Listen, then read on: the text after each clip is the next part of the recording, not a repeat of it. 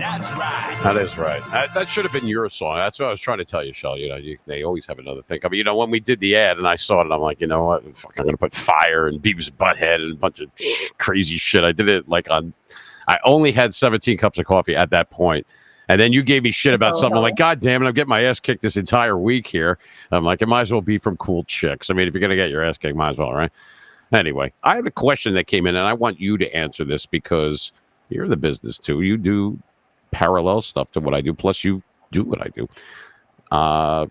This young man asked, and he said, they keep Mr. Machine. That's really not my name. It's the name of the show. It's very flattering. I wish my name was Mean Machine. And my parents were living a whole different lifestyle. So it says right here, what is the difference between popular and well-known? You want to clip that one for us?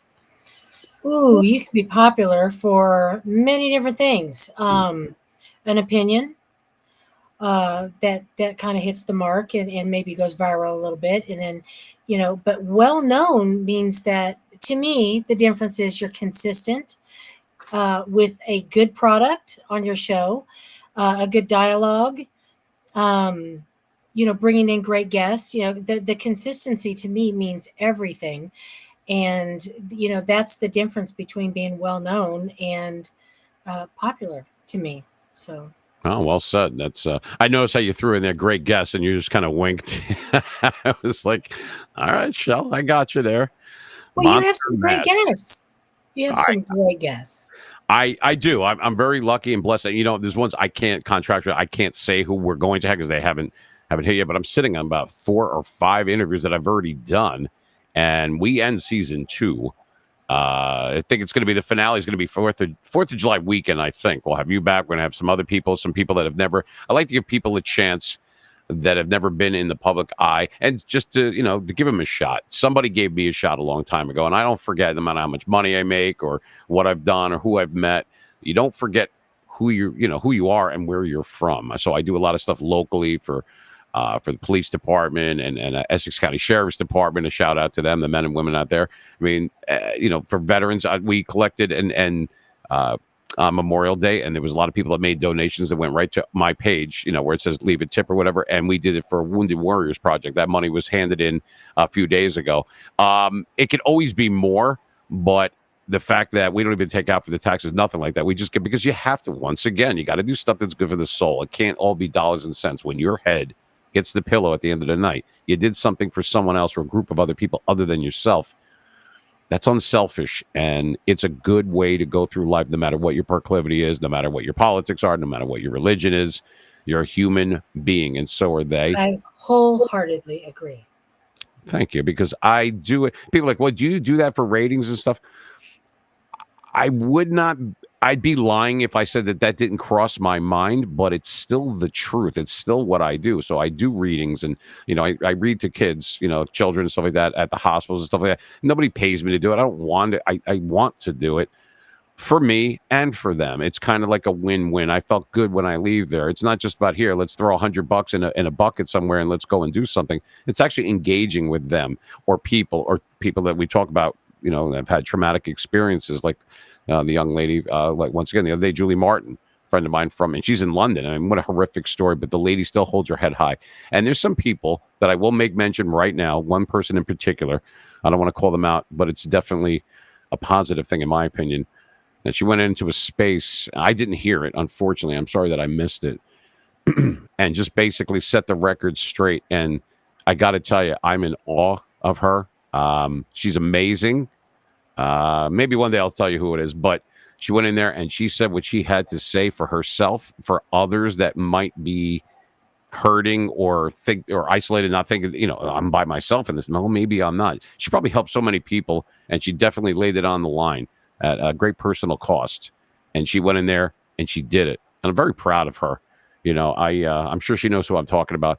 Just amazing. So spaces can be good for a lot of people. Not everybody has access to a radio station or is a podcast or something. But you could go in there, right, Shell? I mean, you can go in there and meet all sorts of great people. Some going to be jerk-offs. I mean, that you're going to get that with everyday life. But for the most part, I got to say, I've met a lot of nice people on there. I consider that a good thing as it grows exponentially. What's your real gut feeling on how that's going to scale? Because I know you spend a lot of time on them. I watch some, I listen to some in addition to what I already do. How do you feel about it? Is that like one of your favorite things to do, to go into a space and just like let it loose, or what's the story there? Yeah. I mean, what a great way to get the pulse of the nation. Whatever it is, is to Yeah. go in these spaces and bring just random folks up on a mic and let them loose. I like turning people loose. I like to be shocked. I mean, that's part of my name, and I like to cut loose a little bit myself and do a little shocking, but it's a fantastic tool for a lot of people who do want to get in and kind of ease into this thing that we do. It's very close to what we do. We could even do video now on them. They're continuing to develop these spaces, but the personalities you meet, I mean, you can't beat it. You just can't. You never Yeah. know who you're going to meet or what they're going to say. And it's like the greatest 8-second ride ever in spaces. Very good. For those that are not listening or know what she meant, yeah, 4 years of college just paid off. I caught that one. Yeah. Anyway, so yeah, but you know what? And explain the video part of it, because what is it, like a stream? I mean, what The it's in host, infancy, is in beta? What's going on? yeah, no, actually it's done now. I mean, when you build your space and you get your byline done, and you have the option when you're setting the time for your space, if you look right below it, to do video if you have X Premium.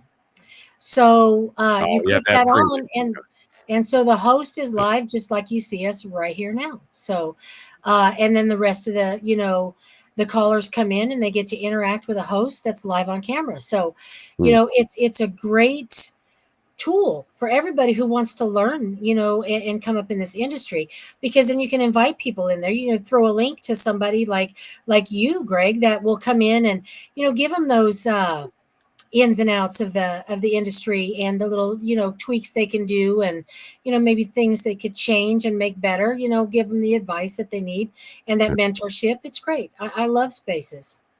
Yeah, I mean, and once again, thank you. It's very kind of you to say. It's once again, it's a self-deprecating thing where I don't put myself on a pedestal. Back in the day, I did. It was slash and burn. I used to tell people, but this time around, I was out of the booth for 11 years when I left South Florida and I came back up to Jersey. But it was